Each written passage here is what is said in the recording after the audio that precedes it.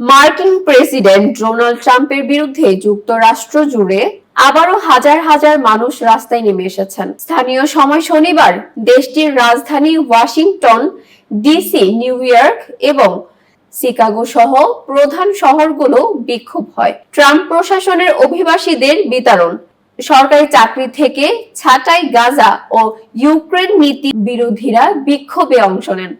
টেলিভিশনে দেখা যায় হোয়াইট হাউসের সামনে বিভিন্ন স্লোগান সংবলিত প্ল্যাকার্ড নিয়ে বিক্ষোভকারীরা অবস্থান নিয়েছেন। প্ল্যাকার্ডে worker should have the power বা শ্রমিকদের অবশ্য শক্তি থাকা উচিত, নো কিনশিপ বা রাজতন্ত্র না বলুক, স্টপ আর্মি ইসরায়েল বা ইসরায়েলকে অস্ত্র দেওয়া বন্ধ করুন, রেসিস্ট টাইরেনি বা অত্যাচার ঠেকিয়ে দাও এবং ইমিগ্রেন্টস আর ওয়েলকাম হিয়ার বা অভিবাসীদের স্বাগত সহ নানা স্লোগান দেখা গেছে।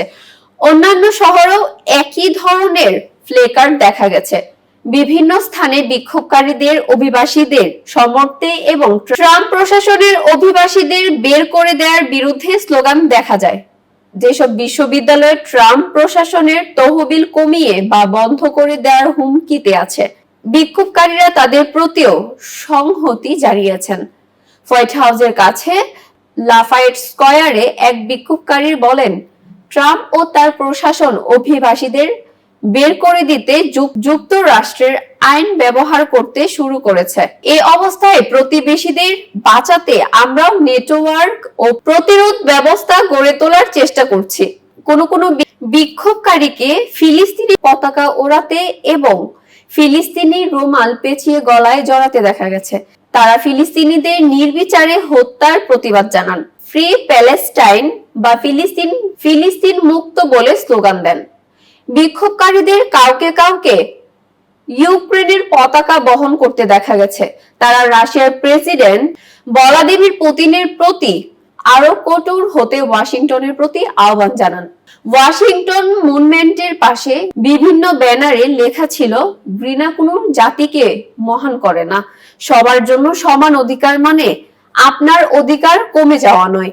এদিকে জনমত জরিপে ট্রাম্পের জনপ্রিয়তা কমছে। গিলাপের সর্বশেষ জরিপ অনুযায়ী ট্রাম্পের জনপ্রিয়তা কমে দাঁড়িয়েছে 45%, যেখানে গত জানুয়ারিতে দ্বিতীয় দফায় প্রেসিডেন্ট হিসেবে দায়িত্ব নেয়ার শুরুতে এই হার ছিল 47%।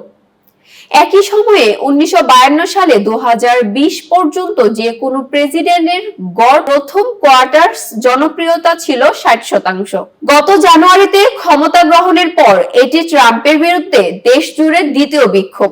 শনিবারের বিক্ষোভের মূল আয়োজন গোষ্ঠীর নাম 50-50-1, এর অর্থ 50টি অঙ্গরাজ্য 50 বিক্ষোভ, একটি আন্দোলন।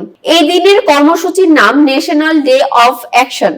এই কর্মসূচিতে যুক্তরাষ্ট্র জুড়ে প্রায় 400টি বিক্ষোভের পরিকল্পনার কথা জানিয়েছেন আয়োজকরা। 50-50-1 আগামী 1 মে যুক্তরাষ্ট্র জুড়ে পরবর্তী বিক্ষোভের ডাক দিয়েছে। এই দিনের কর্মসূচির নাম মে ডে স্ট্রং বা মে দিবসের শক্তি।